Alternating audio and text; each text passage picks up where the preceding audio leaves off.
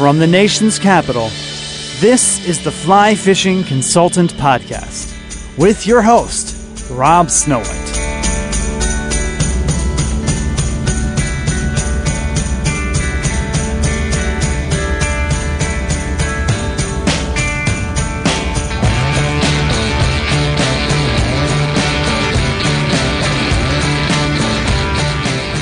Thank you for downloading the Fly Fishing Consultant Podcast. This is Series 1, Episode 98, a culinary tour of Montreal for spring break 2017. Last year we went to Asheville, North Carolina. It was kind of a bust. Our kid was sick.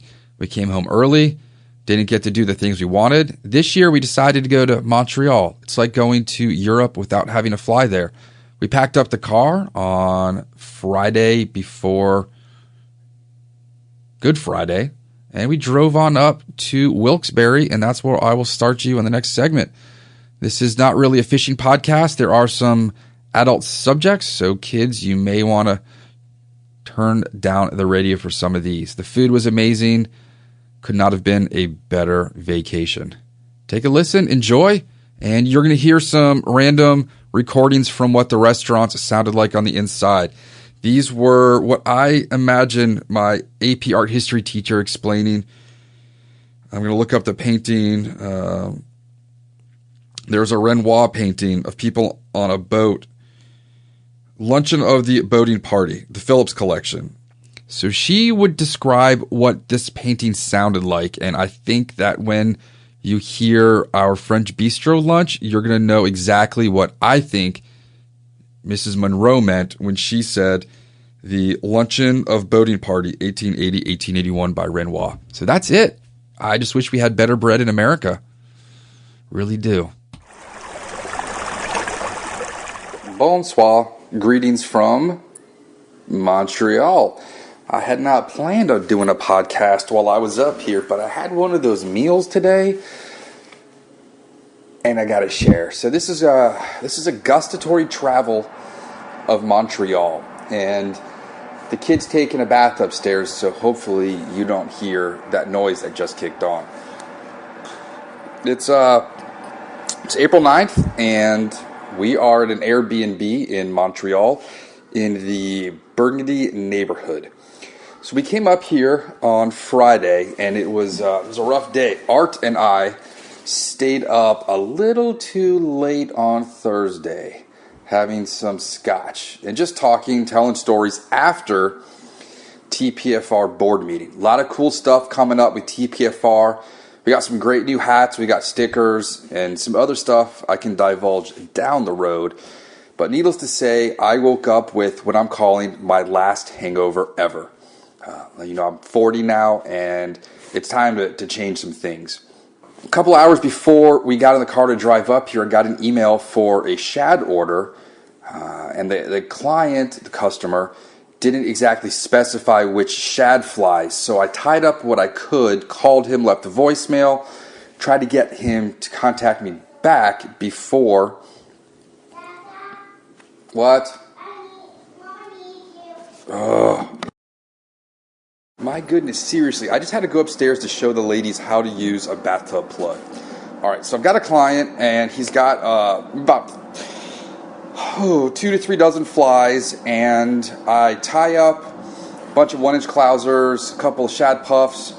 Everything else is ready to go. I don't hear from him. So I grab a box of flies, get the car packed, get the kid from school, and we hit the road at about 1:30 on Friday. We're going to drive up to Wilkes-Barre, have dinner at Smoky Bones, and the plan was if I could get his information to him that night or in the morning, I could send the flies before we cross the border. We get up to Smoky Bones, and we have these like dry rub smoked wings in blue cheese dipping sauce. And on the table around us, it's like a Lazy Susan that doesn't spin. It's got some kind of really cool mustard. It's got Kansas City style barbecue sauce, Chipotle barbecue sauce, and Carolina style barbecue sauce. We order, and of course our kid doesn't eat, so we don't order for her. She can pick off of what we have. I get this huge burger, and the wife gets some kind of loaded baked potato thing. It all looks pretty good from my end. I didn't want a baked potato with all sorts of chazarai on it. I wanted a burger. So this burger was big. Now the problem with the big burger is you can't fit it in your mouth, and in order to try, you have to squeeze it. So the bread basically fell apart. It didn't hold up to the size of the burger. It was good, but I'd rather have a smaller burger that held up. And then I had a side of macaroni and cheese, which was pretty legit. I'm definitely going to have to work on my mac and cheese game. From there, we drove about 40 minutes north, maybe to Hilltop, I think, and stayed at a fairly nice hotel. As we got there, I was tired, I was full, my joints hurt from driving, sitting in the car all day, driving in traffic, so I took a jacuzzi. They had a massive tub, and I filled that thing up with boiling water and jumped in and soaked my knees. And I felt good, got into bed at like 7:45 or 8 o'clock. We got up in the morning, had an okay breakfast. The wife was pretty happy. They had chobani and granola and little pastries and stuff. I basically just drank a whole bunch of juice, got in the car, opened a Coke, and we headed north. The drive north was pretty cool. We pulled off at Wilkes-Barre, and the entire Susquehanna River system was blown out. So the river was brown and high, and you could see how all the fields and woods along were just completely inundated. And there's still snow on the ground, and as we started going more north, the trees started turning more to birch and more to pine, and we're on back roads, and then we decide we're going to maybe stop at Lake George. And that's where my dad spent his summers as a kid, growing up in the Bronx. They would get out there to have a little bit of nature, which is where I think I get some of my outdoorsiness from. You know, my mom grew up the same town as Richard from the last podcast, on the beach and ocean, but she didn't really tell me about how she grew up on the ocean at all till she took us up there in college. So anyway, we decided not to stop at Lake George. Most of the places were closed, and we just pull over at Taco Bell and get a quick meal and head up north. I never knew the Adirondacks were so big. They were completely covered in snow, and I thought it was pretty cool to see them. Past the Saranac River, makes me want to drink some Mountain Berry Ale. And then we finally make it up to the border. There's about a 45-minute wait to get in. It was weird when they asked you what my wife does, and she's like, oh, I'm a DOD employee. And the guy's like, what do you do? And I'm like, I teach people to catch fish that they throw back in the river. And he's like, okay, have a good day. And we made it through to the border. And I forgot to mention that I shipped out the flies I had before we got on the road. So hotel breakfast, post office, shipped out, and then I included some extra damsels for the guy because just needed to hold off until I could get home and send him the rest. Not that we're going to fish this week anyway. The Potomac's completely blown out. So we finally get into Canada. I'm tired. I fall asleep. The wife wakes me up when we get to Montreal, and I've got to adjust the settings on my phone so Google Maps will work. We finally get to our Airbnb. It's pretty awesome. It's hardwood floors, leather sofas, a really nice HD TV by Sharp on the wall, a fantastic kitchen. We settle in, unpack into the bedrooms. We put our groceries that we brought with us into the fridge and the pantries, and then we head over to the market. And the market was closed. Let me find out the name of it. I'm going to pull up my Google here. The market is... What is the name of that market? Where am I? You have to bear with me here. All right, so we're on Rue Saint-Jacques. Go up here, Avenue Atwater. So it's the Atwater Market. So they closed, and we went over to the grocery store, which is one of the first things I'm going to do when I go to a foreign, not just foreign, another state, anywhere. I want to go to the grocery stores. I want to look at the produce, see what's different. First thing I notice is they've got a massive open refrigerator of cheeses. Now, I wish I was a Camembert guy because these are unpasteurized French Camemberts. I'm just not a Camembert guy. So we end up getting some... I'm going to go into the kitchen now. We end up getting some washed rind cheeses, which are kind of my favorite. One is out of the box now. The other one is Rich de Savour, it's a washed rind. It basically smells like, it smells horrendous if you didn't know it was a delicious cheese. We get a cheap baguette and some pate, some saucisson, and come back here. We make a pizza for the Pixie. And we get this awesome, I'm not a bottled water guy, but this is sparkling water. It's a little different. This is Esca carbonated spring water. And I wouldn't say it's bubbly, it's fizzy. So you got more bubbles of smaller size, and that occupies kind of a more fizziness on your tongue than having like Perrier, which are fewer bubbles of larger size, if you kind of understand what I'm saying. So it's fizzy, itty bitty bubbles, and it's awesome. So we set up our dinner. We open up a Pinot Noir that a friend of ours picked up, the sister wife. It's Coelho Winery, Willamette Valley, Oregon. And we have a nice just charcuterie plate and have a little bit of the pepperoni pizza. And then we put the kid down to bed last night and we watched the Chappelle show. Not Chappelle show, but we watched the Chappelle special on Netflix. And if you haven't seen it yet, it's going to distract you in how during the jokes, the audience members changed. They obviously did about 5 takes per joke and then put it together. However, the same joke has people switching seats. So there's a rather robust gentleman in the front right, and then it goes to a woman, and then it's like this skinny dude, and then like an old guy. And you'll notice there's like a woman chewing gum with her mouth open, and then the next joke, there's a dude in a Yankees hat in the same seat. So that was distracting. Funny show. And we turn in fairly early. Now, the problem is right here on Jacques, it's a main thoroughfare. So there are motorcycles and trucks going through all night. It's loud. But that's what earplugs are for. So we get up today on Sunday, and we walk to the market. And Atwater Market is awesome. Why we can't have things like that back home, I don't know. So the market is basically, I first stopped at all the cheese to look at those. I'm going to have to go back and explore because there's a bigger variety than the C-Mart grocery store. Just the varieties of stuff was insane. And they also have all sorts of baguettes and breads and pastries. So we end up getting a baguette for tonight. My wife got an olive focaccia, and then there's sauce. I took this picture. I'm looking at my pictures from this morning. It's been such a long day. Canard and herbes de Provence. That's the one I want to get. Lucien, port, canard, and estragon. Truffles and port.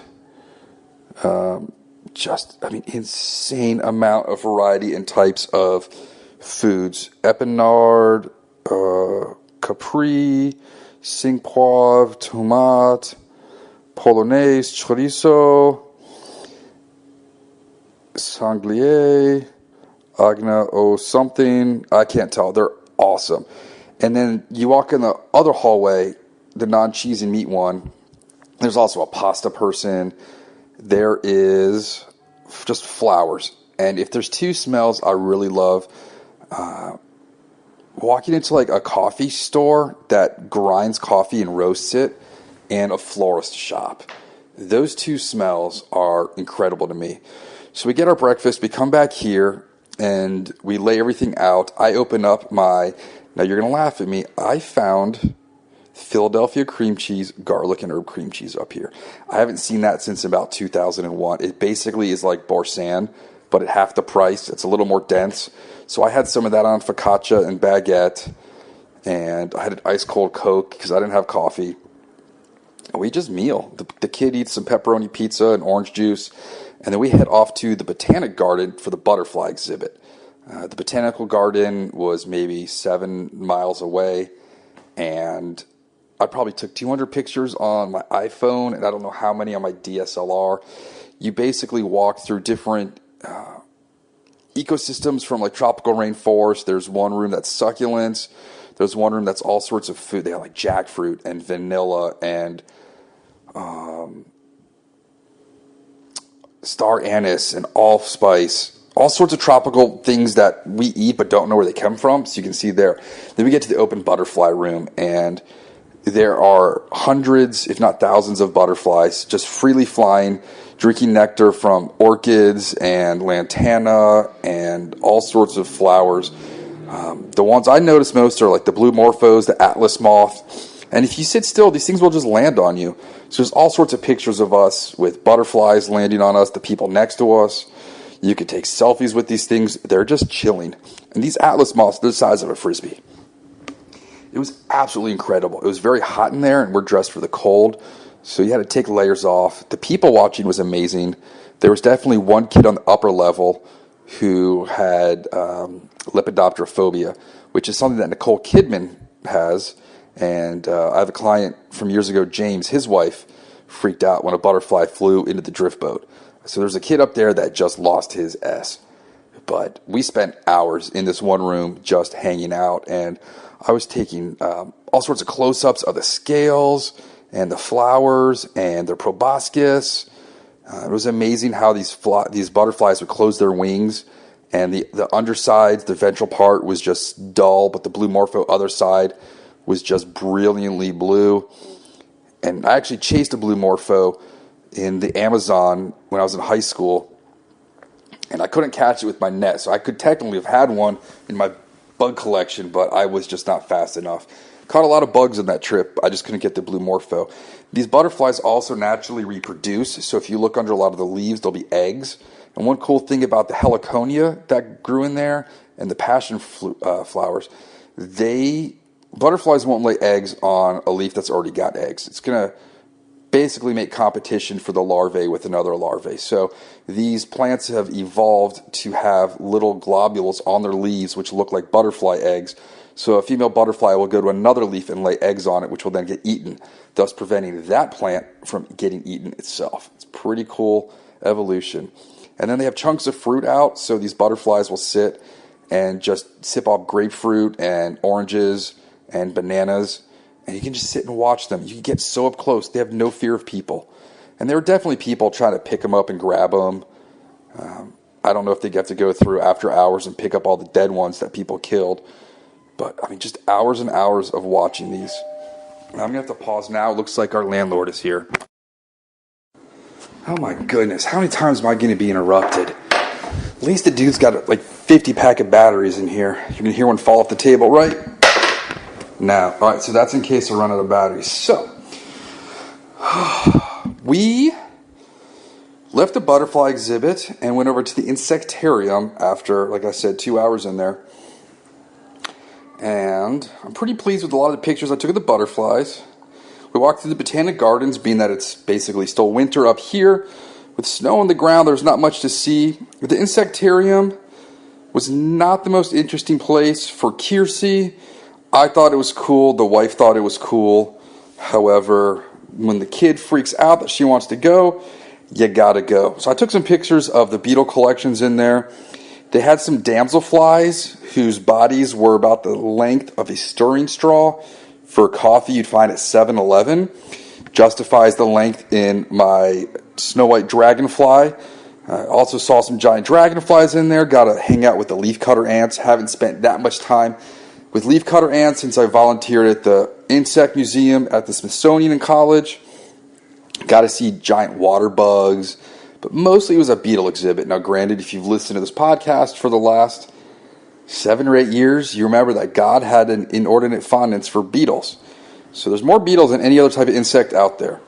The plan then was to go to Ma Poule Mouillée. It's a poutine joint. And I thought, all right, I've known about poutine for years. How good could this place be? I first really learned about poutine from a TV show way back in the day called The Tourist. It was a guy that would just fly around the world dressed like a tourist. He had his shorts all the way up to his armpits and like a aloha shirt. He'd wear zinc on his nose, flip-flops or sandals with socks in them, and he would rate things. So if it was a breakfast, he'd be like, it got 4 omelets out of 5. And his poutine jokes were that you could use poutine in Montreal to fill potholes. And this wasn't the place. So we get there, and a block away you could smell it. There was a joint on the other side of the street called Le Banquise. My French is horrible. Or Bar Le Quincaisse. I can't tell. Took screenshots of the place. So we get to this place, and the line is out the door. The other place had a line around the block. This place just had a line out the door. So we get in. It's about a 15-minute wait. I order it's a Portuguese poutine joint. What did I get? I get the petite poutine, which consisted of poutine with cheese, squeaky cheese, or cheese curds, chicken, and chorizo that's been grilled. This basically was a dinner plate covered in seasoned fries, a little too salty, and then chopped up chicken legs and thighs with chopped up grilled chorizo, and then covered in squeaky cheese, and then doused in gravy and hot sauce. This might be, I've got my sandwich list. This place was beyond what you think good food is. And I know this is like drunk, soak up your greasy gut food, but for an afternoon lunch, like, this place was unbelievable. One of the top 10 things I've ever eaten in my life. I definitely want to go back there. The wife got like a salad with the chicken and fries. Psst. No, man, this was legit. And I got the small, and I couldn't finish it. And while we ate, the line was still out the door. The grilled chicken, they had charcoal, so like chicken a la brasa back home. And they would just rotate out and rotate these chicken and chorizos in these racks. And then they had, I'm assuming, fresh cut fries, because it took 2 people to bring these storage tubs out. And I'm assuming they soaked them in water to get some of the starch out first. Traditional frite style. And then just simmering pots of gravy. Now, the simmering pots of gravy, again, it's going to reduce, and you're going to get more salt in them. So I've been pounding water all afternoon. Now, also, last night we were at the grocery store. So not only did I get the cream cheese, I finally found Molson Export. Was super excited. Come back, open a bottle, thing is disgusting. So all afternoon, I've been chugging water. I actually got a pitcher of water at the restaurant, and I finished it. I could put some water away. And then, after all said and done, we leave this lunch, and I'm going to have pictures on the blog and the menu, and oh my gosh, this place, I'm going to look at and a little dusting of parsley. But the rotisserie chicken was off the hook. So then we go from there back to C-Mart, and I'm going to redo my beer options, so I decided to get Molson. Now, I'm just having trouble with the beer up here. I ended up getting Molson Light Near Beer. I don't know what's going on. I just wanted a cold lager to come back and quench my thirst.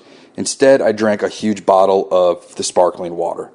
So we're in the grocery store. I'm trying to find an exotic blue cheese for tonight. Didn't find it.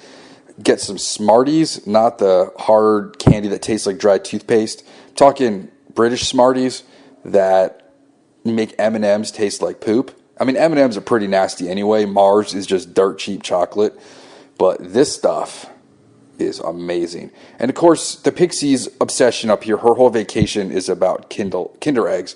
Because of course, Kinder Eggs are illegal in America.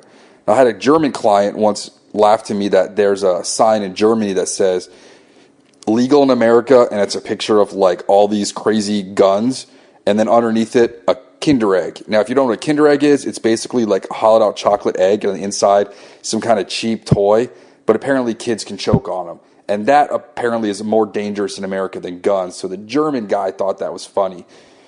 So Kiersey's never seen them. She's only seen them on YouTube videos where people will just spend 2 hours opening up Kinder Eggs. So she's been obsessed with these. So we got those at the market. Got my beer. Went to get Cornichon. Didn't have any Cornichon. So our cheese plate dinner is going to be a little off balance tonight. And then we went to the liquor store next door to get some wine. And of course, I picked up some Havana Club to bring back for the summer. I got a bottle for my dad, a bottle for my neighbor, bottle for myself. Añejo Havana Club. And we came back here. We watched a movie. My knees and ankles hurt from walking all day, so I took a hot tub. And don't tell the wife, but I shaved using her Venus leg razor. It was in the tub. I didn't have to get out to get my razor. If you remember James Bond, Dr. No, he shaves in the tub. It's all good. So I did it and put it back. And frankly, guys, It's a pretty good razor for your face and neck. I'm not lying. That jam is nice. It's better than my mock, 16.5 or how many blades I got in it now. So my plan for the rest of the week, we came back here, is I want steak frite with a glass of Bordeaux. I want to find a French bistro for lunch, similar to Buvette in Manhattan. And then I need a really good breakfast while I'm here. We've got all sorts of stuff planned for the kid. We already took her to a mall that had a petting zoo of Easter animals inside: llamas, goats, pigs, chickens, ducks, pheasants. They're coming downstairs. I'm going to cut off now, drink more water. Talk to you later.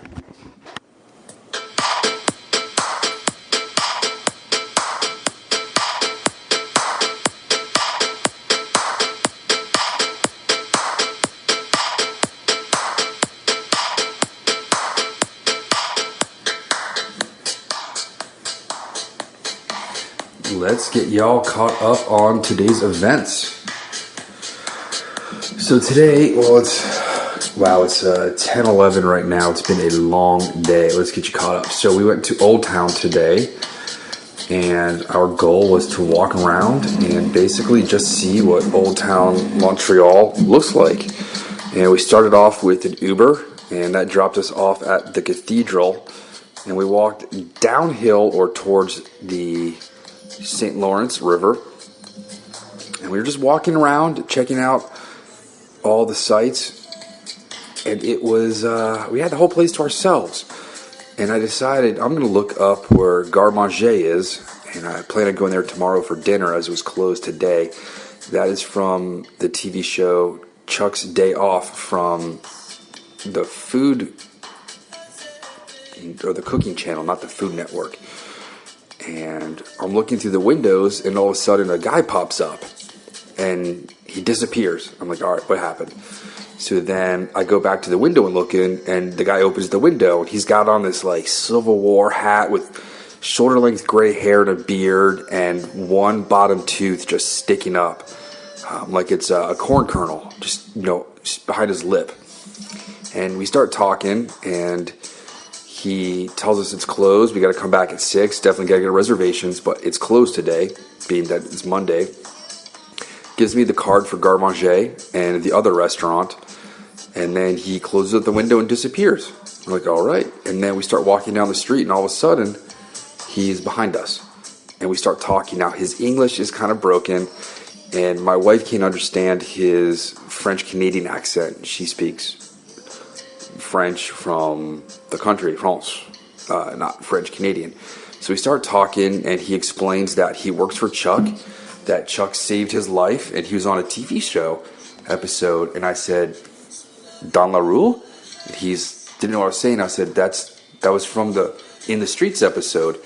And you can actually go to YouTube. I don't think it's on YouTube. It's on, if you just Google Dans la Rue Chuck's Day Off, you'll find the episode. And apparently Chuck took this guy off the streets, and he works for him, and he was telling us about the restaurant and just giving us a tour. We didn't ask for a tour. We get this awesome little tour of the old city, and he says, I'm taking you to the oldest section.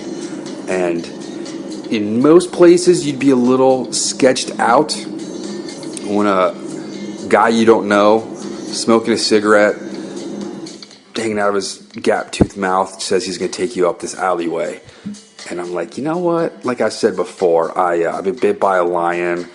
I almost died in Colorado, if you remember that podcast from a couple of years ago when my guts got twisted.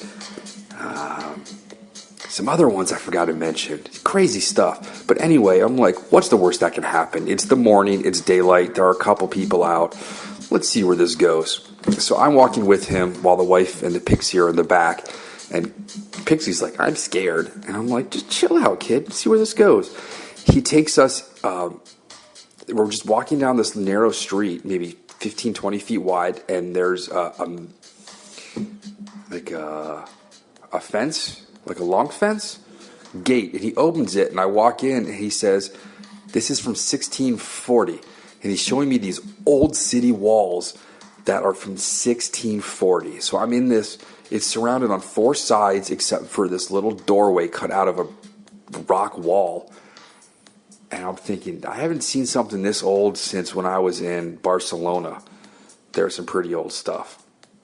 I see some old stuff in Manhattan when I go up there, but this was pretty cool. So I got the DSLR out. I'm taking pictures with that. Take some pictures with the iPhone, because the iPhone always comes out. I still don't know how to use a DSLR. Give me my old Nikon and some old film, and I can do a little bit better. But, yeah, I'm not too good where, trying to get the light meters and all that. So we start talking, and we leave the alleyway, and he goes off. We don't see him again.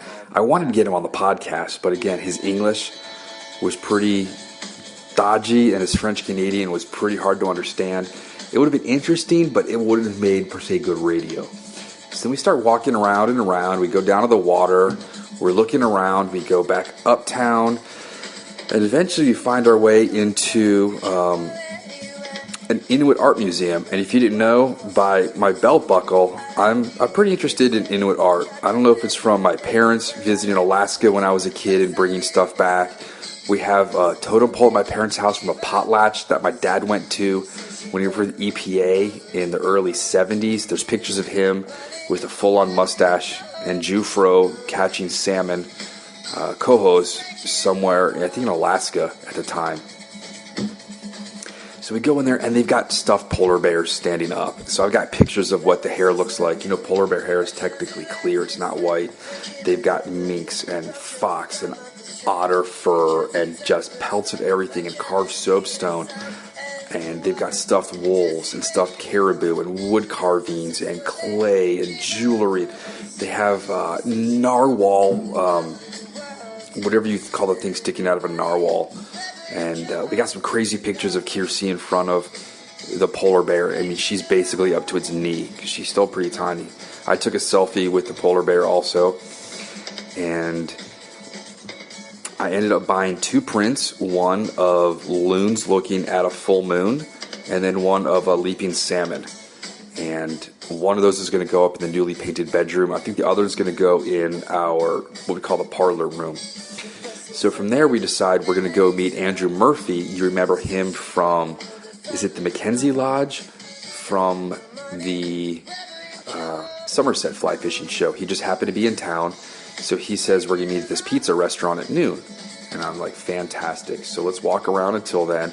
And we keep walking down just this old city street. We meet some horses. Got to feed one. One horse's name was Barney Rumble. And there was a dog named Sushi that was on the cart with him. And then we got to feed another horse a carrot, which is pretty cool. Didn't take the horse ride. We just convinced Kiersey you have to be a certain height to ride him. Stopped in a little sweet shop that had coffee and pastries and beer and candies and jams and jellies. I would have bought one of their pastries, but we were headed to lunch. So we keep walking down, and it's like 77 degrees. I did not dress for this. I've got a long sleeve black work shirt on, my Ohio State Go Buckeyes shirt underneath, work pants, and I've got my new socks from Badger Creek Outfitters all the way pulled up. It's pretty hot out there. And try to walk in the shade, and we eventually get down to, what is it called? Rue McGill. And I know there's an Orvis store down there. And you know who works in that Orvis store? Is Remy. So I tell my wife, I say, indulge me. Hold on, I'm going to have a sip. So we go up into that store, and it's beautiful. There's chamois boots and check print shirts and clothes. You got your Sims, you got your Patagonia, your Rio, your Orvis. Just awesome. And as I walk in, this guy walks up to me, and behold, it's Andrew. And, of course, I didn't recognize him. I hadn't seen him in a couple months. I've only partied with him, for 20 hours up in Somerset. And I said, hey, is Remy working? And he goes, hey, that's Remy right there. And I was like, Remy. And he looks up from the register, and I'm like, hey, man, I fished with you on the Salmon River a couple years ago. You guys were making the, Nutella sandwiches and the grilled cheese. And he's like, oh, I remember. Were you the one with the H2 rod and the Clearwater reel? I said, no, man, that was Thomas Perkins. He's like, that was funny, man. So we had a good laugh about that. And then Andrew's like, you got to check out the fly tying department. So as I walk across the store, I noticed their fly department. I can't tell you how many varieties of colors and sizes of bombers they had. I took one. So each picture I have is 1, 2, 3, 4 by 4. So 16 bins that are about the size of a dollar bill. 1, 2, 3, 4 pictures of just bombers. So that's 16 times 4. Add another like 3 or 4 of those.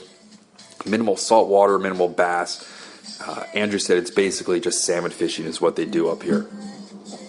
So I head down to the basement and it's fly tying galore. I'm like a pig in S. But most of the stuff I could get back home or through one of the companies I work with, being a guide and a professional tyer. So I go through and I pick out a couple things. I find some cool rubber legs I'm going to use in Fire Tiger circus peanuts I'll be tying up, some cool flash material, and then some just really crazy bright chartreuse yarn I'm going to use in shad flies coming up this spring. And then I see that they've got MFC Krelex. And I was like, wow, that's crazy. You guys have Krelex material up here. You sell Krennic. And the shop owner now is talking with me. He was walking around. I gave him a TPFR sticker. We're going over the tie material and just chatting about DC fishing and snakeheads and shad. I said, you ever fish the Krelex up here? And the guy looked at me like I said, when was the last time you had a sandwich on the moon? So I explained to him what the Krelex is, and I show him a picture, and he's got the material but doesn't know the fly that's behind it.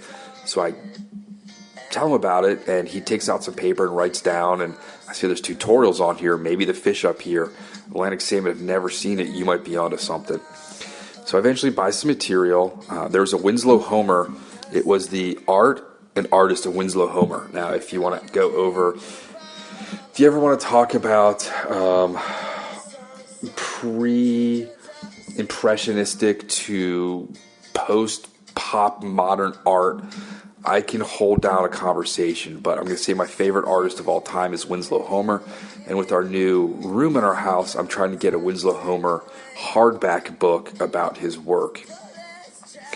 And this was a softback, and it also wasn't for sale, but they had more like old school hardback books. I've told you about the book with the guys on horseback fishing for golden trout in California. They had that book. They had Harrison Steve's terrestrials. They had Ed Koch books. Ed Koch? Was that the mayor or the fly tyer? I can't remember. But they have a crazy variety. This is the place that Unin wants to go and look. Like salmon books, steelhead books galore. Old school, like yellow pages. Like yellow like the fingers of my lawyer in college when I got arrested for having a party at my house. That dude smoked way too much. And then some really cool shirts. Harkila maybe is the brand. I took a picture. I gotta look them up. But then we decided to meet with Andrew and head over to the pizza place for lunch, which is called Nolana, and it's brick oven pizza. Kiersey got the regular margarita pizza with pepperoni. I don't know what Andrew got, but it had like warm cracked egg yolk all over it. I had the like 5 meat, like different salamis, charcuteries, and sausage. Had a glass of house white. The wife had like a Negroni with grapefruit soda, and then she got this arugula and sweet fennel salad. So now I've got to add fennel to my garden. Now, by the way, that's one thing I'm missing while I'm up here is my garden. I'm obsessed with being a homeowner and a gardener. My background is botany and entomology. So right now, other than the front of the house, I'm going to go on a tangent. The front of my house is a pollinator's garden. We can do a whole talk, but the backyard is only things that produce fruit or food. So I've gotten rid of every plant other than moonflowers that will produce food. So right now I've got everything from shallots, kohlrabi, kale, spinach, peas, pumpkin squash, gourds, goji berries, blueberries, potatoes. Oh my God, I've got rosemary, thyme, oregano, sage, flat leaf parsley, garlic chives, arugula, radishes. I mean, you name it. We've got a massive garden in the backyard, so that's another subject. So the pizza was freaking awesome. I've got a case of the vapors from it still this late at night, but it was awesome. And I was told Andrew and I could not speak fishing, so we sort of learned about his background, where he lives. He just got back from the Virginia Fly Fishing and Wine Festival, where his booth never showed up, so he didn't really have much to do. He would have just looked like a random dude standing in a blank spot.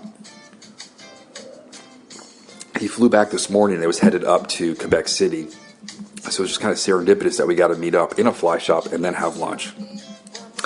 And I asked him, when the ladies were in the bathroom, where could I go and get some Cuban cigars? Now, I only smoke cigars 1 day out of the year, and that is the Project Healing Waters 2 Fly Tournament. So I wanted some Cuban cigarrillos, which are long and thin, almost like a cigarette shape, and I would have those during the tournament, and that's it. So he suggested I go to basically this Cuban place, and then he also suggested if we're going up to Mountain Royal Park, which was on our list, watch out for the raccoons. He said there are massively obese raccoons up on the mountain overlooking the city. So before I go to the Cuban place, we drive up there, and the view is spectacular. The thing is, that's where everybody goes to drink and smoke weed. So there was basically like a green cloud over it, as if like the first time I ever smelled that stuff, I was at a Harry Connick Jr. concert with my parents at Wolf Trap. And I kept saying, what is that smell of people burning leaves? And there was like a green cloud, and there was still snow on the ground up there, and it was totally winter, even though it was 70 down here in the city. Now the problem is, so people feed the raccoons, but over the railing were thousands of cigarette butts and just bottles of wine and beer cans and chips wrappers. So you have this beautiful view, but you look down and it's completely tarnished. But you just look everywhere where just people are just smoking weed and drinking, and apparently that's like the lookout spot, I guess. I don't know. But we didn't stay too long. I wanted to see the raccoons. There's a funny sign I have. Ne me touchez pas, ne me nourris pas, je suis portier de maladie. My French is horrendous. I haven't spoken French since I was 4, so... But I have a funny picture, and we're trying to name the dads in my neighborhood the raccoons or the trash pandas because the moms are the foxes. So I might use this angry raccoon picture from the sign as our logo.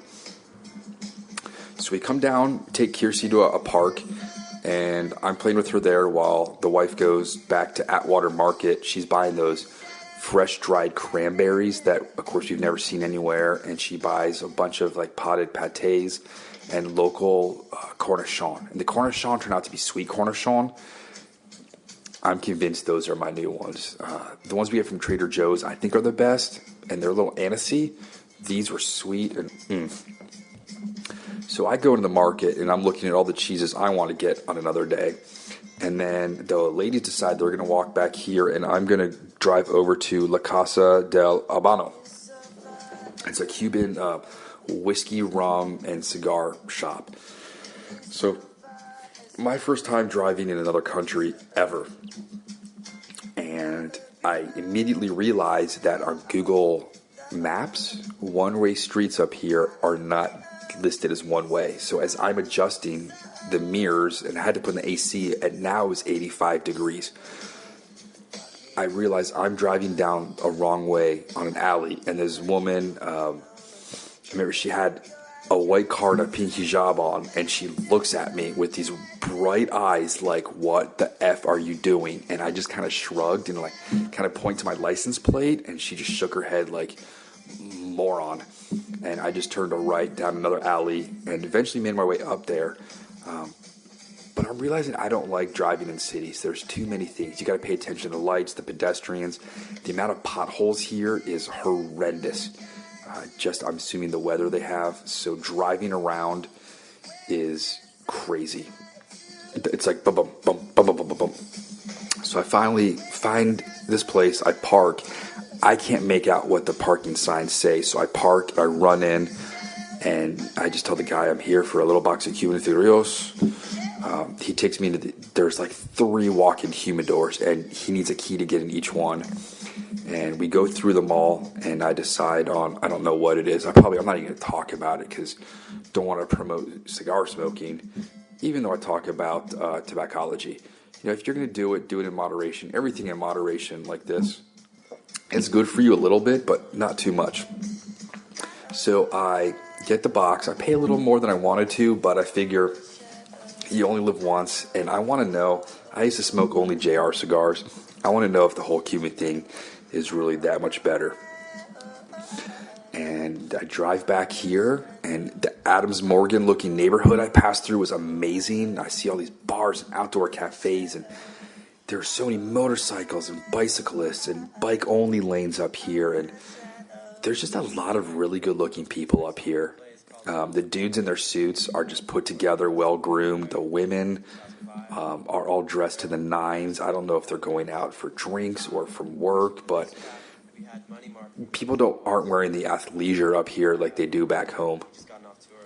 And I get back here, and we watched Big Hero 6 on. I brought the Fire Stick with us, which I think is much better than having an Apple TV.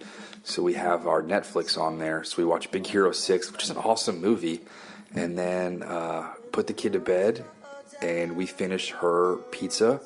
The crust on this pizza, I'm even more realizing how lousy my crust is at home. And then we finish off the cheese and pate and baguette from yesterday with, we open a bottle of wine, watch a couple Westworlds, and it's now time to go to bed. In the morning, we're going to get some pastries and some nice coffee, and then we're going to go to the Science Museum, and the rest of the day I'm not sure.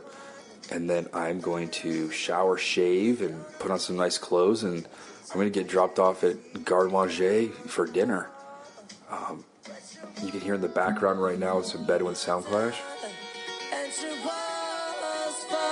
have to turn this volume up. Alright, so when I was flipping through TV one day, that's how I found Chuck's Day Off. Was he was playing Bedouin Sound Clash in the background. I'm like, whoa, that's Bedouin Sound Clash. It's one of my favorite bands. And they are going to be touring this year. I missed the last one. I had sinus surgery, and the next night they played at the Rock and Roll Hotel in D.C. So, Pat, I'm going to see you guys when you come around next time. If not, I'll drive a couple hours. So we started watching the show and DVRing it, and it's absolutely brilliant. The recipes we have made from there, including simple things like taking alphabet pasta and making risotto with it. So definitely check out the Don LaRue episode. And the last thing I want to talk about was, I don't think I went into why that poutine was so good yesterday. It's the combination of crispy, seasoned, salted fries with the warm, silky gravy and that buttery, soft chicken and the spiciness and fat in the chorizo that blended so well. It was a mashup of textures and hitting the salty, savory fattiness on your palate that was just unbelievable. And I'm gonna have to go back and get more. I don't care. It was nuts. And then we're gonna go out for some steak frite, I think, on Wednesday. It's gonna drop tomorrow. I think the high is gonna be 42. And I brought my wellies. I think I'm wearing those all day tomorrow in the city. And if you all want to stay at this Airbnb, just send me a note, and I will let you know how to contact the owner. If you do use the downstairs bathroom, don't open the basement door. It's creepy as F. I won't take a picture. I'm going to post it, but it's pretty damn creepy.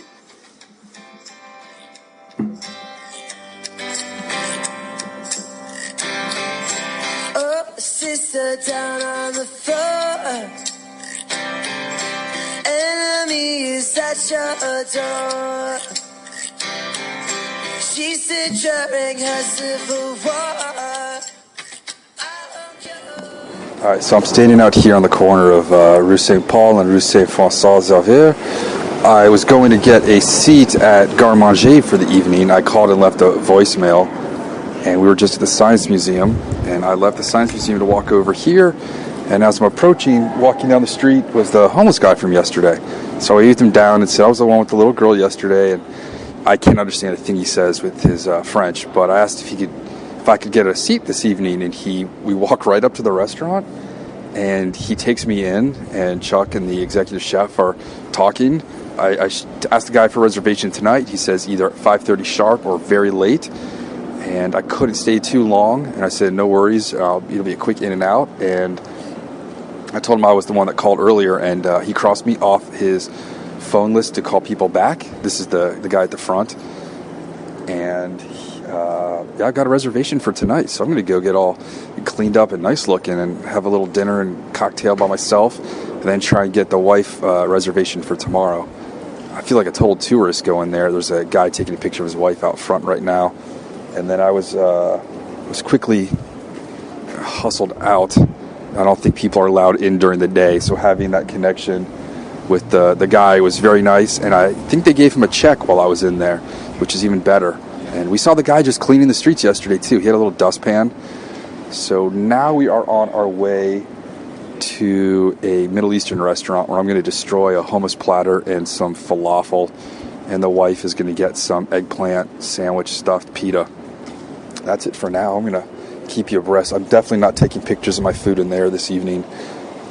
Don't want to be that tourist guy, but it's going to be fun.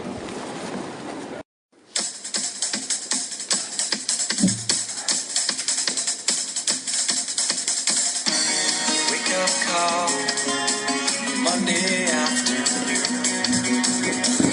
I've seen it all, just never thought so soon. October skies, I'm waiting to explode.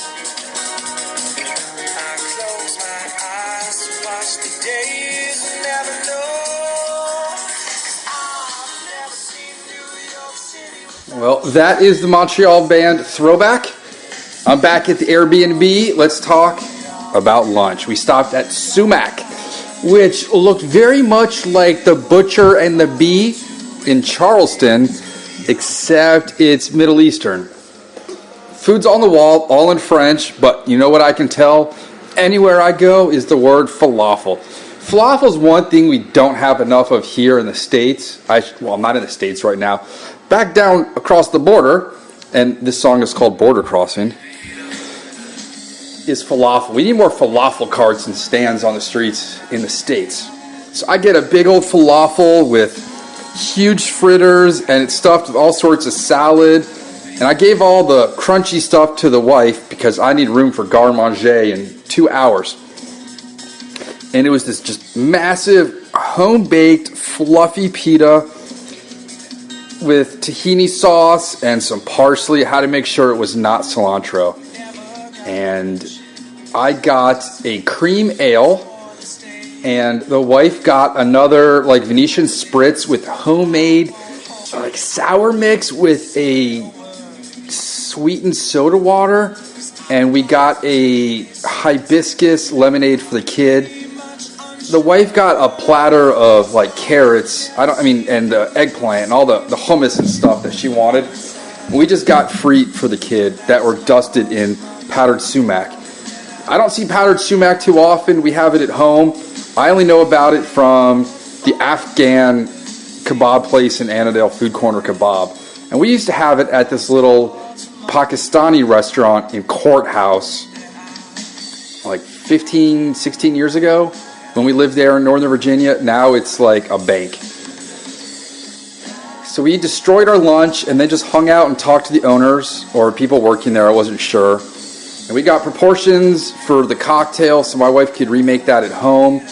And then I went, and they have all sorts of Middle Eastern cookbooks and food cookbooks. They have Russ and Daughters. You remember that is the seafood restaurant. I walked 270 blocks last summer for breakfast in Manhattan and found out that it's only fish. I was upset.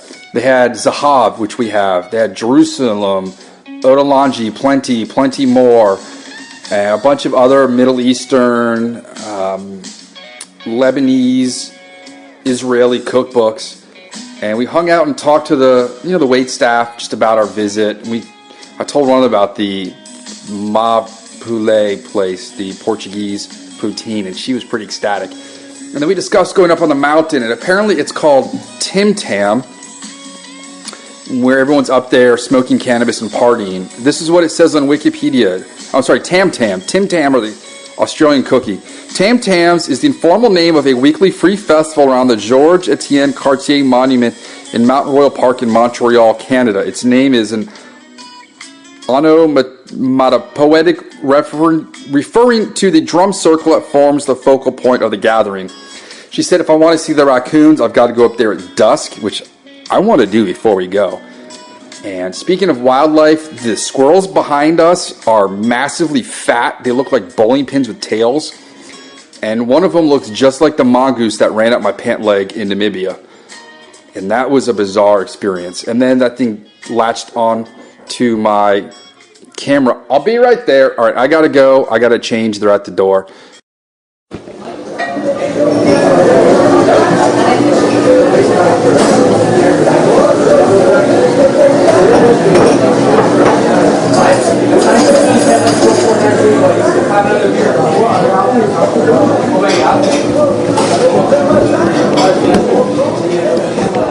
Early dinner. I'm now walking up towards the cathedral. It's raining and it's cold, but I'm warm inside and I'm happy. That might be another one of the top meals I've ever had in my life.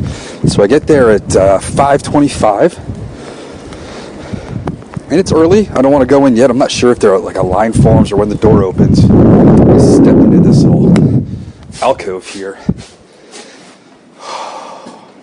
I'm so full I can barely walk. All right, so I get in there and I walk straight to my seat at the bar.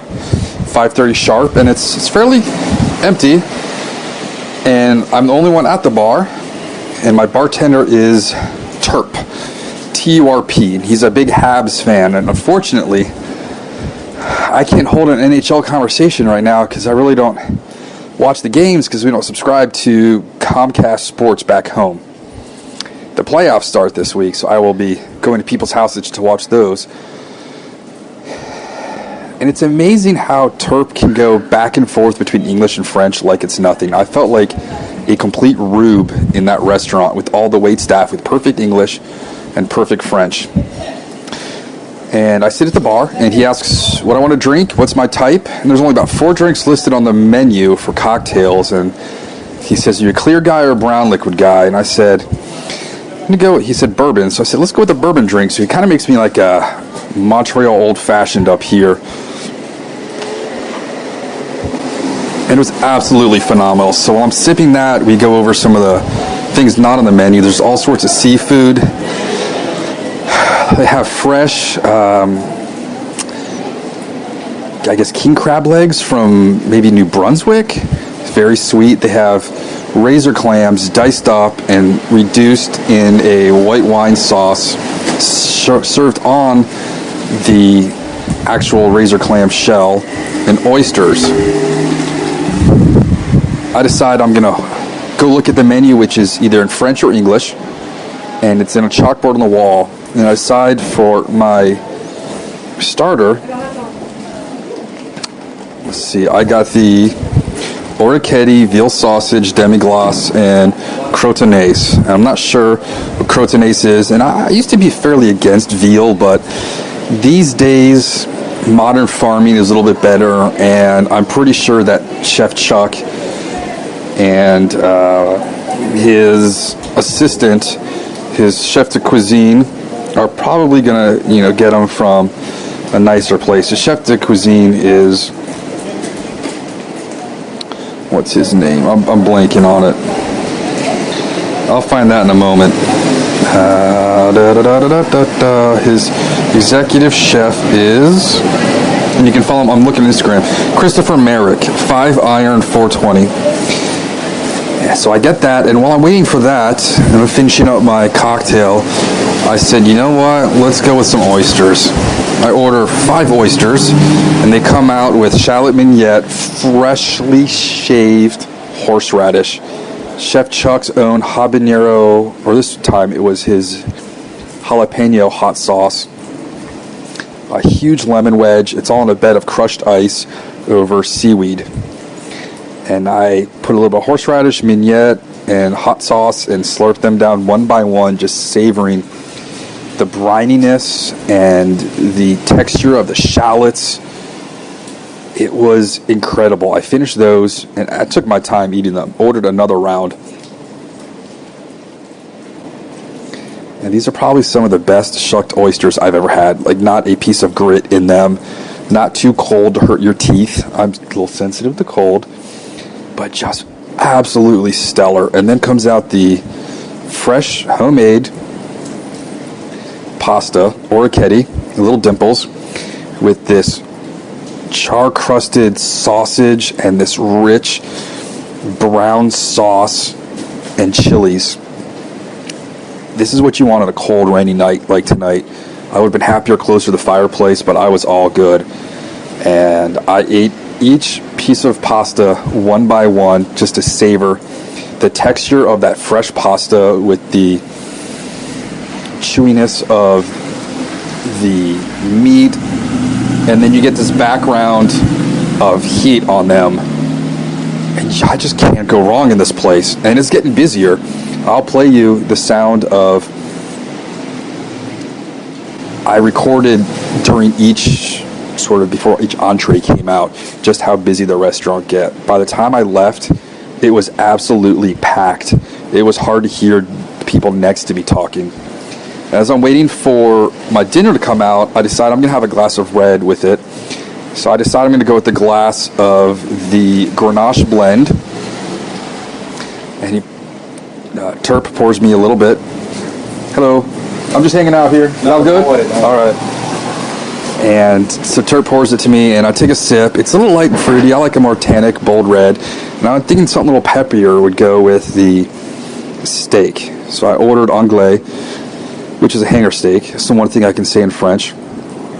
So I go with the Cab Sauv, which has a lot more tannins to it. You get the aftertaste on your palate, and a little more rich spiciness. And I'm just hanging out, people watching. It's filling up. The two ladies next to me speak French, so Terp is just speaking fluent French. And next to me, a couple sits down, and they order the crab legs and a Bloody Mary. So it's crab legs, oysters, and the razor clams. The gentleman orders a Bloody Mary that has a crab claw sticking out of it, or crab leg, and then a lemon wedge horizontal with about an inch of fresh ground horseradish. I need to find horseradish. I think I'll have to grow some, because I can't go back to that jarred crap ever again. My anglais comes out. It has watercress, a roasted broccoli with the smokiness to it, and a potato gratin au poivre with has peppercorns on it. And I'm not a fan of biting into a peppercorn, so I scrape those off. I spent about 20-25 minutes just having small bites of everything on the plate. I've eaten more today than I probably did all of last week alone. And I'm sipping my red wine. The music goes from kind of clubby to 90s pop. Unfortunately, like a lot of the artists are the ones that died last year, mostly of drug overdoses. And I tell Terp that I could honestly do another round of food, but I just don't have room for it, but I want more. If we had this place near us, this would be my hangout. There are very few tables. The executive chef is coming out to serve me. I'm watching The Open Kitchen, which I've watched on the TV show Chuck's Day Off for years. It's cozy, it's warm. Terp is just making drinks in front of me left and right with all sorts of exotic ingredients. They don't even use soda guns in there. Everything is from a can. And he mentioned 3 beers that are all kind of local. And I should have asked them the names, because I would definitely have liked to have bought a 6er of those and brought back home. I did buy a 6-pack of Molson at a boutique today. They also had poutine gravy in a can, and I asked the guy in the butcher shop in the little bodega if it was good, and he said, no, it's too fatty. It's got too much animal fat. He gives me the powdered mix And he says, this is, believe it or not, what the restaurants use around here. So I got that, got my Molson. We watched Rogue One before I came here. And now I'm done with dinner. I'm kind of on a meat drunk high. I am so full, but I'm happy with just everything I ate. This is exactly what we came up here for. Now the problem is the restaurant doesn't allow kids, which is why I went tonight, and then the wife is going to go tomorrow. I got her a reservation at 6. So she's going to go. Terp's expecting her. The waitstaff, unfortunately, no one's unattractive that works in there. I don't get it. Everyone in there was good looking, knew their stuff, very polite, which I guess is sort of the Canadian joke that everyone is so nice up here. I'm about to call an Uber and head back and maybe watch a Westworld and go to bed, but I got to stay up. I got Food Baby going on right now, and I could use some maternity pants. That's it for today. Tomorrow I'm hoping to go out for a light lunch, maybe some more pastries for breakfast, a coffee and a pommier, and I want to hit up Canadian Tire because apparently that store literally sells everything you can find. That is it for my evening out solo. It is not too often I get to enjoy a meal of that quality without distractions of a screaming child. And I'm going to go back and show my pictures to the wife and basically just run down what I told you to prepare her for tomorrow. I think she's going to dig into the seafood. They have fresh sturgeon, which I don't know if you're supposed to eat that. They have fresh Arctic char. So when I went through what I'd eat and don't eat with Terp, it was basically no shellfish, no fish, and no bitter cocktails. And everything was 100% spot on. Yeah, you want to come up here. You're going to want to eat a garde-manger. Trust me. Bonsoir. And how are you this evening? I'm doing pretty good. I am watching the Habs versus Rangers game. It's the playoffs. This game is taking place maybe 15 blocks down our street right now. It's about to come back on. I'm on a commercial break now. It's all in French, so it's a little trouble understanding. There we go. And I am destroying a cheese plate while the wife is at garde-manger. I sent Chris Merrick a tweet asking if he could take care of the wife while she's there tonight. Let me tell you about what I've got going on right now. And then I'll tell you why I keep looking out the back window. What happened today? So left to right, I have saucisson with, looks like this one is, what do we have in that one? Cognac. I have sweet cornichon, little mini gherkins that are local. I have a sourdough baguette sliced up into just over 1/3 of an inch wide pieces. And then I have the cheeses. And this is all from the market next door. And I'm drinking a Chateau de Tourelle, a 2015, and this is from the Rhone Valley. It's pretty awesome. Red. So I have Reblochon. I have Rosa de Lenga. I have Blue Benedictine, which is a nice salty blue. It's going really well with the pate. It's just traditional pate. I don't want to know what's in it. I'm just eating it. I almost bought caribou pate today. But first off, it was... Ooh, that's a penalty. That's nearly boarding, dude. You bust your ankle doing that. The caribou pate, which as awesome as it sounded, was like $75 a kilo. It was a $10 minimum. Maybe I should have just asked for a nibble. And let's see what else. I have Tom Savoie. And what are the other ones in here?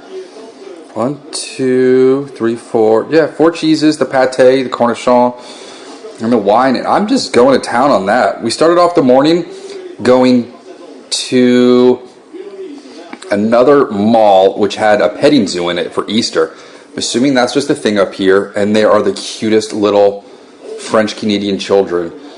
You see them back home, they all hold a rope and walk with the teacher. These ones all have little bibs that say the school name, and they all have on these giant like moon boots and cold winter pants and these big puffy jackets with their mittens clipped on and just hilarious winter hats, and they are tiny little kids. These are like 2 and 3 year olds.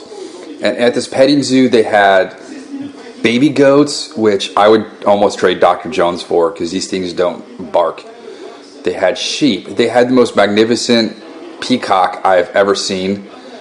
You usually see some pretty rowdy ones at the zoo. This thing's tail was about 5 feet long, and it couldn't walk around its enclosure. The thing was so big. They had rabbits and baby ducks, all sorts of chickens, Lady Amherst.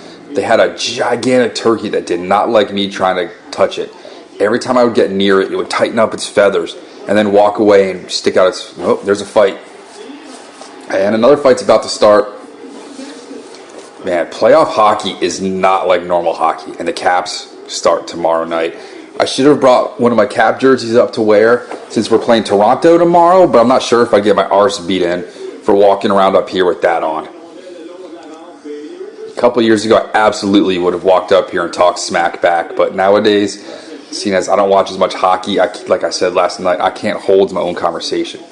So we don't have any change. You can buy feed for the animals, and there are just piles of corn and feed on the ground all around the mall floor. So you pick up a full handful and you can feed all the animals. And then across the street, they've got Canadian Tire. We go over there. Out of curiosity, I've just been told that this place has pretty much anything you can imagine. And it did. It's like Walmart meets Lowe's meets Target. And I wasn't given enough time to walk around. But they had fly rods for sale, $159. And they weren't that bad. They were a little stiff, but the drag was nice on them. And if you need a backup spare rod, I would absolutely go for that. Oh, they just fan that, homie. Wow. I have no idea what these guys are saying right now. So I'm sitting here chilling, and of course I said I keep looking out the back window. Did I mention already, and I've been on and off this podcast for a week, did I mention how there's all these like kind of hot women out back smoking? Well, kids, turn it down right now. And ladies and gentlemen, I want you to pull up your websites right now. Put in secretspa.ca. We share a wall with a glorified whorehouse. This place, I'll let you read on the website what you can do. They have an instant messenger thing. I'm waiting to hear back. I said, hey, I'm in the Airbnb next door. I'm just curious. I want to come in and just see what this is all about. Not that I'm going to stay for anything, but I'm just curious as an observer. Who knows, maybe we'll get one of these ladies on the podcast. So now I understand why there's these women out back in like high heel stilettos and mini skirts smoking under the fire escape. They're next door. I thought they were just like women walking by that needed a place to pee in the alley, but that's it. So from the Canadian Tire, we drove all around the city and went to the market in District St. Edward. Most of the stalls were the same. One of my favorite things to take pictures of is the food layout in markets. My still favorite is going to be the Barcelona market. I'm pulling a blank right now, but I've never seen food like that in my life. We have framed pictures all over the house. The tomatoes were absolutely brilliant. Just every variety and color and heirlooms. The way the green beans were sticking out vertically from the little cardboard containers. The shallots were the size of sweet potatoes. I'm talking like the sweet potatoes you'd be buying at Thanksgiving for your yams and whatever. I know sweet potatoes and yams are different, but you're getting my idea. These were the biggest shallots I've ever seen, and I'm glad I'm growing shallots this year in my garden. I'm curious to see if I can get them this big. Artichokes and all sorts of fruit, and you can pretty much sample anything at this one booth. There was more types of honey than you can imagine. They had Miel Blanc, which I'm assuming would be the French version of the guy that does the Bugs Bunny voice. Cartoon pun. What else? Garlic by the hundreds. I'm talking like 100, 200 cloves at a time. Not cloves, heads. All sorts of maple candies. Just beautiful leeks. I still don't know why leeks are sold with the green parts. Nobody uses those. I put those straight in our compost. Speaking of compost, there are parks around here with recycling, but there's a lot of recycling bins in Montreal. There are compost bins just out in public where you put your scraps in and just turn it. The artichokes were beautiful. All sorts of lettuces. We're going to go to Bistro, and my favorite meal at a Bistro is, Bistro de Coin in DC. I get the roast vegetable, is it a tartine? And then I get the frisee salad with lardon and then a steak frite. That to me is a perfect French meal. They had microgreens. I got pictures of these itty bitty basils and other plants. Carrots. You could buy 4-pound bags of 6-inch carrots that would be perfect for roasting in a pan with some butter and sage. We got a penalty for interference right now. Someone's going to the box. And then they had, again, dried cranberries and places with lavender. I met a storefront that does nothing but fungi, mushrooms, which is based out of a restaurant that's based on mushrooms. And, of course, they didn't have any porcinis except for dried, because I would buy those and go get some fresh local salted butter and some sea salt, and I would cook those up tonight and just eat them as they were. And of course, I'm going to have pictures of all of this on the podcast. Not on the podcast, on the blog. It's been a long day. What else did I see? They had live crabs, the ones they were serving last night. You know, these things were just sitting on ice. They had all sorts of bison at one booth. The cheese, I took pictures. 1, 2, 3, 4, 5, 6, 7, 8, 9, 10, 11, 12 separate glass windows of just cheese. And the guy asked if I wanted to try anything. I said, honestly, I would never leave here. I don't know where to start. I should have bought some cheese. I didn't know I was doing this for dinner while the wife was going to be away. Then there's all sorts of sandwiches they had. I ended up going and getting a turkey on a long ciabatta roll with brie and Dijon and butter that was then grilled. And they didn't take Visa, so I had to go find an ATM. Next to the ATM was a cork board where you could put up signs, flyers, and business cards. And I put my card up just for S and giggles when we walked in to see if maybe I get an email from someone up here. And as I'm waiting to figure out how to use an ATM in French, I hear a woman in a British accent say, "Fly fishing consultant, what on earth is that?" So I turned around and I said, "That would be me." And the woman was like, "I don't know what you do." I said, "Well, here's my card. Email me if you have any questions. Everything's on my website." And I got my sandwich by then. So they were making the sandwich. I couldn't pay for it. By the time I got the money out of the ATM, the food was ready. And then we walked around some more, talked to some more vendors. We went into the bookstore, which was amazing. The one book I want is Le Garde-Manger Boreal, 80 Recipes for the Discovery of Cuisine by Jean-Luc Boulet and Arnold Marchand. Photos by André Olivier Lira. You want to talk about photographic food porn? This cookbook is it. And most of the cookbooks there were Quebec Central, especially this book. She had other cookbooks of restaurants we've been to. Jelena in LA, if you remember that podcast from 6 years ago. She had Heston Blumenthal. Who else? I mean, just loads of cookbooks. Mostly in French, a couple in English. They had the Garde-Manger, Chuck's Day Off cookbooks, and just a bunch of others. And the lady was super nice, lovely woman. She was embarrassed at how bad her English was. And I was like, "Lady, your English is unlike how bad I am in French." So we had a conversation in French. She gave us some restaurants to go to. I showed her pictures of Nolana. She wrote that down. Got another penalty going on right now. Oh, and I see the Tim Hortons right there. We stopped at Tim Hortons in the mall to get donuts. And I was curious. I'll never eat a Dunkin' Donut again. Those things are just sugar disgusting. Like, you can smell the diabetes on them. This Tim Hortons donut was warm. And, of course, I'm a Boston cream guy. High sticking is the call. So I got that, and it was not even lightly sweetened. Like, it was just a perfect donut. And the Pixie had a chocolate glazed donut, and she went nuts for that. And then we went straight to C-Mart and got some milk and Alphabet mac and cheese for the kid. I was looking for some stinky washed rind cheese. Washed rind means that after the cheese has been made, it's usually a small cheese. They soak it in beer or wine. And then you get the sugars and the alcohol, and you get a second fermentation on the outer rind, and it soaks into the paste, which is the middle of the cheese, and you get this funky smell. The two I won't eat, one is Chimay, which is soaked in Chimay beer, and the other one is Grayson. It's kind of this, we called it wet diaper cheese at Cheese Teak because it just smelled like wet diapers. I would wear 2 pairs of gloves when I would have to cut the cheese, so to speak.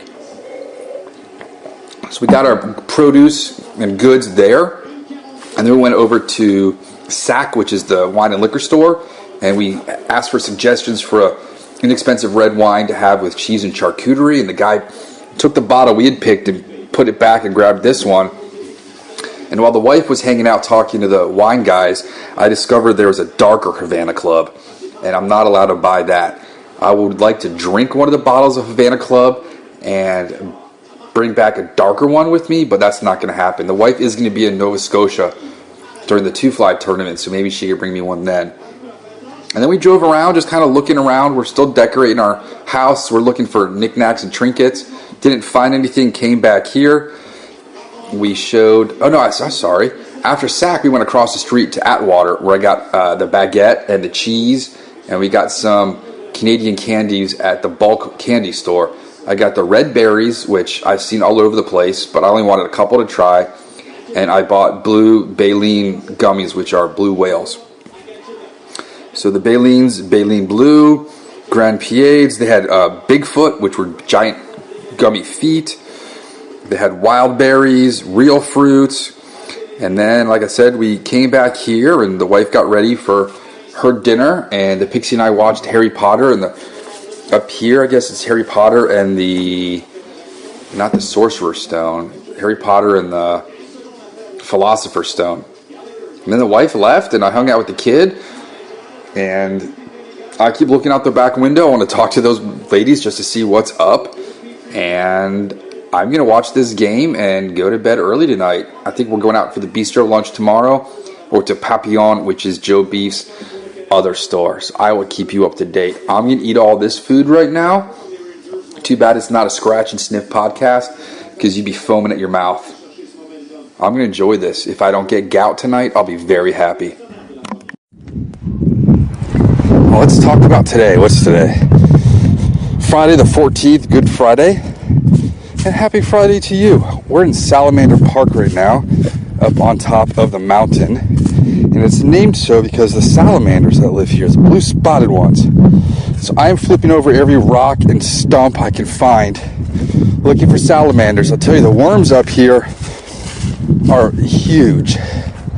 These are some massive earthworms up here. I'm not finding any salamanders. I'm looking under places where you'd find amphibians, which would be moist locations away from the sun. So theoretically, I'd want the northwest side of the mountain here, because that receives the least amount of sun. But right now we're in direct sun. We had breakfast this morning at a little coffee shop called Deuce. And believe it or not, they had the Hook A Volume 1 catalog there. So I got to have my coffee and a pastry. It was a rosemary chive cheddar scone, while looking at pictures of people fishing for Atlantic salmon. You can't beat that. I was going to get a pot of tea, but they didn't have tea that I noticed until after I ordered. There was one with a pot of tea. Yesterday was fun. It was a lot of walking, maybe 5-6 hours. We started off taking an Uber to the art museum, which has musical swings. These are swings that as you go back and forth, they play music. So as people start swinging, you can actually play music. A lot of vagrants around, and they were also swinging, which was funny, just kind of passing their time. And from there, we walked around until we found the underground. We went in there for lunch. Your options inside the underground went sort of like this: Chinese, Indian, Japanese, Asian, Japanese, French, juice, egg rolls, spring rolls, fried food, Subway. I don't know why anybody would go to Subway with that many options. And Italian. And the Pixie got herself a slice of pizza. We are definitely not keeping kosher for Passover up here, unfortunately, which is also why I've not had... This rock doesn't want to move. The bagel shops are all closed, so we have not had any bagels this week. And I don't think we're going to get any smoked meat because the lines at Joe Beef are too long. And we're going out for steak frite dinner. And I don't know if I want to eat that much beef in one day. So yesterday in the underground, I decided to get some poutine. And I was going to get the loaded poutine, which was bacon, sausage, and chicken. And then I noticed the person in front of me got a club sandwich. That club sandwich looked really good. So I asked if I could just get a petite poutine and a club sandwich. And the guy's like, absolutely. And the efficiency in making that club sandwich. The woman took out poached chicken breast and started pulling it apart. One lady starts putting toast in the toaster. She hands it to the woman who puts mayonnaise on the toast, and then lettuce. And then she's handed another piece of bread, which she puts mayonnaise on. And it's like 3 people working together. One person's on the bacon station, one's at the sandwich bar, one's on the toaster. They put it all together. Fries come out of the fryer. They dump them in a bowl, add the gravy and cheese curds, and it was just awesome. So I had a pretty good fast food lunch. You can't beat a good club sandwich. The 2 other best club sandwiches I could tell you, Liberty Tavern in Clarendon, and I guess across the street from Liberty Tavern is the Silver Diner. Silver Diner in Northern Virginia makes a pretty filthy club sandwich. We walked around the inside mall, hoping to get something for the house. Nothing there. So we walked up and down St. Catherine, just window shopping. There was some kind of liqueur the wife wanted at Sac, and we couldn't find it there, so they tracked it down on the computer and found it for her, and she just picked it up. Let's see what's under this rock. Now I'm amazed that these rocks have garbage underneath them. How did these rocks get litter underneath them? One log I rolled over had part of a toy gun. But these rocks probably haven't moved in 1,000 years. But they have acorns and peanuts under them. So I can't figure it out. Maybe someone else has been flipping these around. This is how I spent my childhood. The hill in my backyard in Reston was just flipping rocks, catching slimy redback salamanders.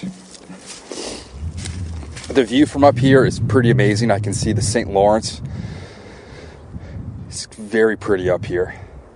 And after we walked around St. Catherine's in one direction, we went back to the art museum, hung out on the steps to people watch, warm up in the sun, and then made our way to a bar because after that walking, I needed a drink. So we were going to go to the Moose Bar, and we finally get there. It's like a real... Oh my gosh, look at this beetle. What are you? It's an iridescent beetle about the size of a quarter. I'm putting you all down. Wow. So its abdomen is like iridescent green. Its thorax is purple. It's a longhorn beetle. I've never seen anything like this in my life. Holy crap. You got pictures of this little dude. Wow. You're absolutely stunning, little bug. Just want to take a picture of you, and then I'm going to put you back. Hold on, buddy. Luckily, he's not biting me. He's got some pretty big mandibles. He's like, why'd you wake me up for my winter nap? I didn't do anything to you. So we get to the Moose Bar. We're waiting to get a seat. And we finally go back to your house. I'm going to cover you up now. Sorry if this is loud. The mic's on the ground. We get there, and we're like, oh, sweet. We're going to get like sriracha chicken wings and some really good fried bar food. Turns out no kids allowed, so I was pretty disappointed. We decided just to keep walking, finally get to Atwater Market, get our baguette and some more cheese for dinner, load up on some pate at Sea Market, and then head back to our Airbnb. That kind of fulfilled the day. We watched the second Harry Potter movie, and then there's woodpeckers, and there's... Maybe that's a robin? It's a little more orange belly than normal. Spring's coming to life up here, so there's lots of things popping out of the ground, lots of birds moving. And after Harry Potter was over, it's time to watch the Caps game. We got game one in overtime. And then, speaking of hockey, tonight we're going to go over to the Bell Center for their big fan zone. Apparently there's free haircuts for dudes, so I might get my wig busted. There's centipedes down here, and snails and slugs, little roundworms I've never ever seen before. And after that, we're probably just going to go to dinner, and that should be a wrap for today. Tomorrow, we're going to pack up, and we are going to head through Vermont, back down until we get to our friend's place in Connecticut. I see one last set of cut up trees That's going to be the end of my hunt here. Go back to the family and play in the park. We'll keep you all updated on the rest of the trip. I want to go back up to the top of the mountain and look for some big raccoons too. It's after lunch. I'm on a hot bench in a park digesting. The eggs with mayonnaise were extremely decadent. Any of that herbal mayonnaise aioli that was left on the plate was sopped up with fresh, crusty, chewy baguette. And then after a couple of minutes, my Bordeaux showed up, and I had that. How was your lunch? Good. What did you have? Chicken. Yeah. Quail. Quail and frite. Quail. And then what was your dessert? Ice cream. Did you drink water out of a wine glass? I had water out of a wine glass. Fantastic. The steak frite. Yes, Who go are on. we talking to? Listeners, you want to say anything? Hello. Okay, go back on the playground. I don't think I've ever eaten a steak as fast as that, with plenty of Dijon in a little pot. And then the frites were destroyed. And then I had her frite, which she didn't eat. And the wife had roasted quail with a bed of lettuce, wild rice, fresh peas, and something else on it. And the two of them shared the quail. We told Kiersey it was chicken. She don't know what a quail is. And now we're sitting in the park digesting. And then we're going to head on back, chill for a bit, and then we're going to go to the Habs event and see how that goes. Kiersey wants to get her face painted, which means a Habs logo, which means she's not getting her face painted. And tomorrow we're going to take off fairly early and head down to Connecticut. I had not been through Vermont since 2004, and it was an ice storm then, so I'm eager to see what it looks like this time of year. Definitely going to have to look for some Freihofer cookies for my dad on the way down. And hopefully they let us through without any issues at the border tomorrow. If we have to leave the kid behind, we might just have to do that. So of all places, I'm at the Montreal Canadiens fan zone free pre-party to tonight's game 2. There's a dog in front of me right now wearing a jersey with a hole cut out for its tail. I've got a Ferris wheel to my right, free Tim Hortons on my left, concessions, Molson everywhere. I did a shootout where I got 1 out of 4 pucks in a itty-bitty net, and I did not win anything. We just did a beanbag toss game. I got 1 out of 4 on the Canadiens logo. It's crazy here. You can get free Montreal Canadiens tattoos, permanent. You can, let's see what else. You can do pretty much anything. I'm going to get a free Montreal Canadiens haircut for the bit. And speaking of bits, I am not allowed to go to the spa massage parlor next door, even to check it out. If I do, I was told I have to walk home from Canada without a passport, and the door will be locked. I can't even get back in. There's a lot of dust blowing around right here. You can go into this other tent, and it is Yvonne Lambert is signing autographs. It's probably really windy right now. Everything's in French. There's hot dogs and fish tacos and Molson beer everywhere. It's pretty crazy. I'm going to go check how far I am in line to get my hair cut.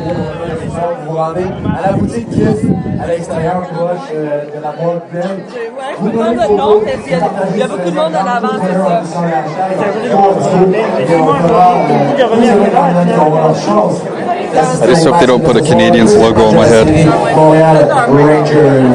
7h moins quart. 10h45. Fait que 1h45 minutes. Ouais, c'est juste de faire un. Ouais, exact. Votre nom? Stéphane. Tu veux le nom de famille? Non, c'est parfait. Vous êtes le seul. Stéphane? See where you're at on the list for What's your name? Tenzin. So these guys are next, and then there's. All right, I got a couple more to go. I'll be back. What's your name, sorry? I'm Rob. Oh, you're Rob. Okay, cool. I have a facial now. Right on.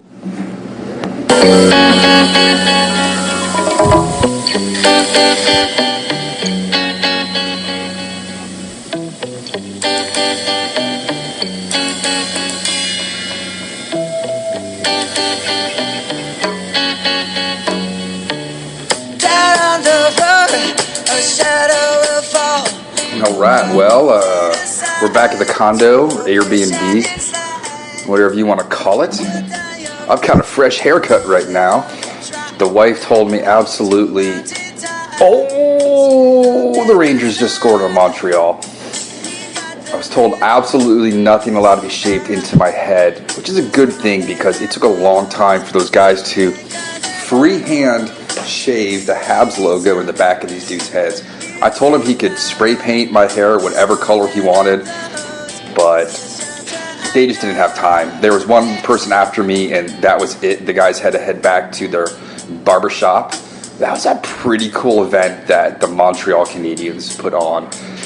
All sorts of stuff for kids, the people watching, the outfits, the beer, the free coffee, the dancing. When I was getting my hair cut, a dude had just walked out with a Stanley Cup tattoo on the back of his lower arm, like right above his elbow. Like, who gets a free tattoo in a parking lot? I guess, who gets a free haircut in a parking lot? It's pretty cold on the walk back, and instead of going out for some Filipino food down the street, we're just going to chill here tonight, kind of eat through the pantry we have, pack up, and in the morning we're just going to go to Atwater Market. I want to buy some spicy maple mustard. We're going to get some pastries and some breads to take to our friends in Connecticut, possibly some more Kinder eggs for some friends back home. We're going to roll out around 0900 in the morning. Some other things I wanted to talk about while I was up here. The city has basically been under construction the entire time we've been here, and for I don't know how long before. So there's dust on absolutely everything. The car has to be, the windshield is just caked in dust. So every time we get in it, from just being in a parking spot, we've got to clean it off. The dust here is insane. The litter too. Wherever you go, there are just bottles and cans. Clap your hands. The cigarette butts is absurd. Everyone here smokes. I guess they haven't gotten the memo on that yet. And they're all smoking at the event today. But the entire sidewalk, wherever you go, it's littered in cigarette butts. And there's just garbage in general on the ground. Maybe because DC is such a clean city, I'm used to other cleanliness. It's different for me. Like, there's broken umbrellas everywhere. And for the amount of garbage cans and recycling bins, I don't know what the deal is. Just plastic bags, plastic bottles, beer cans, plates, plastic silverware, straws on the sidewalk, on the grass. The wind's blowing it up against every fence you can find. And about every block, you're going to find a random kid's glove or mitten. I have seen more random gloves and mittens on the ground than I've ever seen before. What else? Construction. People running everywhere. Like I said earlier, the squirrels are huge. Not a whole lot of wildlife other than the invertebrates today. Some of the woodpeckers up top. It's pretty much been seagulls, a couple mallards, some sparrows, and I think crows. I haven't seen any other type of wildlife. Maybe it's the time of year. Birds are still migrating up here. I haven't seen, there was a chipmunk today. We saw a chipmunk. And then apparently there's the raccoons. But it's been an awesome trip. I definitely want to come back up here maybe in the summertime when it's a little warmer and everything's in bloom. We walked everywhere we wanted to. We pretty much got to every restaurant. Didn't get the bagels. Didn't get the smoked meat. Other than that, we hit up everything we wanted to and more. And if you're looking to come up to Montreal on a vacation, absolutely do it. It's awesome up here. And the hockey fans are crazy. I don't think I could even gotten a ticket for tonight's game. But those people are diehard fans getting tattoos in parking lots. Whew. I'm going to miss the bread. I'm going to miss the cheese. And I'm just looking forward to going home. I need a vacation when I get home, but within hours of getting home, I've got clients. So I'm stoked to get back and fish in the warmth. And then we got the Healing Waters tournament coming up a week after I get back. So I got to figure out what flies we're using for that, and got to find out who I'm fishing with. and I have a client that morning. I think my wife's going to be in Nova Scotia, so the parents are going to have to watch her while I head down to the Rose River Farm. So unless something else happens, that's it for the podcast. Montreal just scored up 2-1 in the first. I'll take Montreal over New York any day. And I hope Columbus destroys the Penguins. I saw that guy today. Yeah, I'm actually seeing people on the TV with the face paint that were in front of us when my kid got her face painted. Right on. Alright, I'm signing off.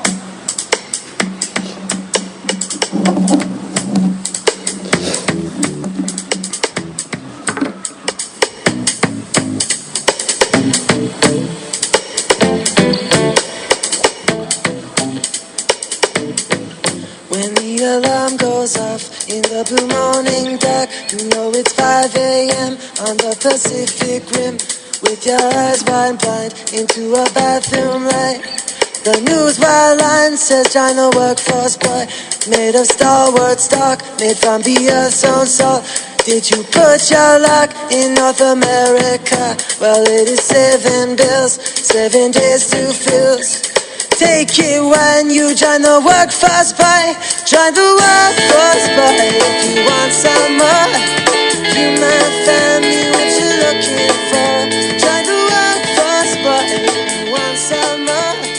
You might find. You're in violent agreement right now. So where are we right now? You're getting recorded. I came to Is there a light Litchfield. on that thing? I came to Litchfield. There actually is a light on this thing. I specifically came to this town because I wanted to have Passover dinner with Black Cindy. Who's back sending? What? From Orange is the New Black? How old is your house? Sorry.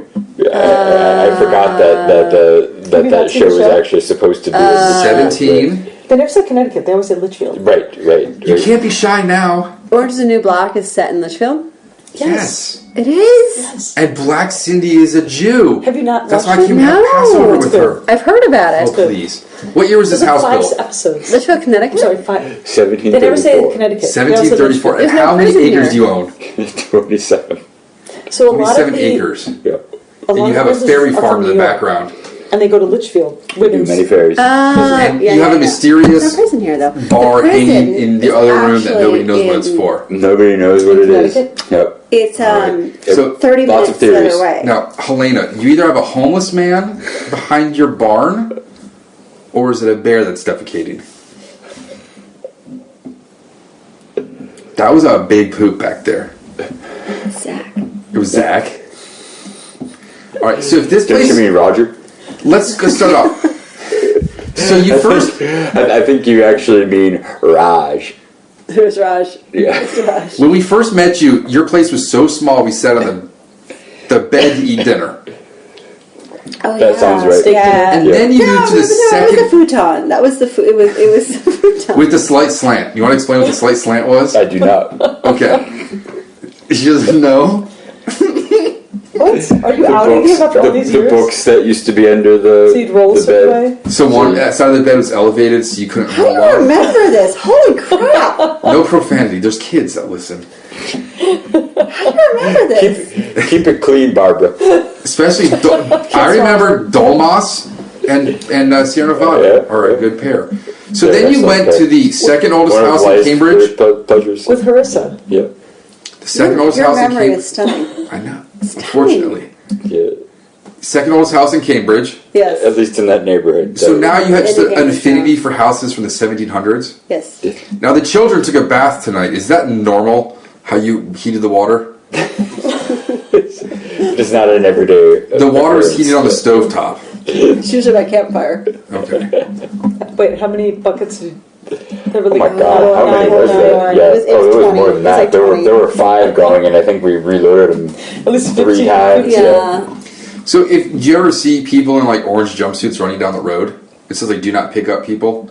Actually, Yeah. it was. She was not in an orange jumpsuit, but yeah, I actually did drive someone home from a run once, back to the biblical conference center down the I street. saw jumpsuit people cleaning up on Route 118. Wait, was she checking? No. So what happened was a few weekends ago, this woman banged on our door, and said, "I'm very lost. Can you take me back to my conference center?" First off, there was somebody knocking at her front. here? There's somebody knocking at her front door, which is highly suspicious. Because anyone who we know uses Helena's the like, sign. I'm gonna go get that. And I'm like, don't get that. It's just a Jehovah's Witnesses. This happens to me they all the find you? time. Or some other weirdo. Like there was a guy who came in and was like, hey, I've got this, I have I extra don't remember what it steaks to is. sell. I have some kind of, thing that finds, it wasn't one of the metal detectors, it was something else. Jimmy Hoffa finder. It was something else. And he was like, I can go in and I can scan your walls and we can find these you didn't things. tell And me he about that. held out his hand and it's like these little bits of metal. I did tell you They about didn't this. have those in the Wait, are you 1700s. supposed to like? I wasn't even sure melt what them they down were. for something? I wasn't even sure what they were. But the guy's like, Have you ever had to buy Halloween he's candy strange. here? And he's like, I just live down the What do the road. girls do? Go to the I've been mall? coming- Center Town. So nobody just like walks in. Center Town's pretty spectacular. Dude, that's one of the reasons why we have a Town big is, dog. Yeah. yeah. So- That's why we have a Like, horse as a dog. It's like a fairy house. Yeah. Never No, but seen it. Center Maybe Town's pretty waltzing. spectacular. I know. It's So I was like, yeah, we've no. got no. Don't need that. So anyway, anybody who knocks at that front door, they're up to no good. Okay. Like there's no reason to answer the door if somebody knocks on the front door, except for the fact that Helena How did was this lady get lost on foot? she was a runner. She was a runner who was on a. There are lots of people. When you see with runner, terrors like and she shit. was running away from it, or like she was seeking exercise and cardiovascular benefits. The latter, yes. Yes. So she banged on the door, and I opened it, and she said, "Can you tell me how to get back to Wisdom House?" Which is Do you know what that is? Who doesn't have a phone these days when they run? It used to be a place where they set pregnant nuns, and has since turned into. Now, how did that happen? Sex. I know that, but they're not Rob's supposed still to. rusty on this mechanics of this. That's why we have one kid.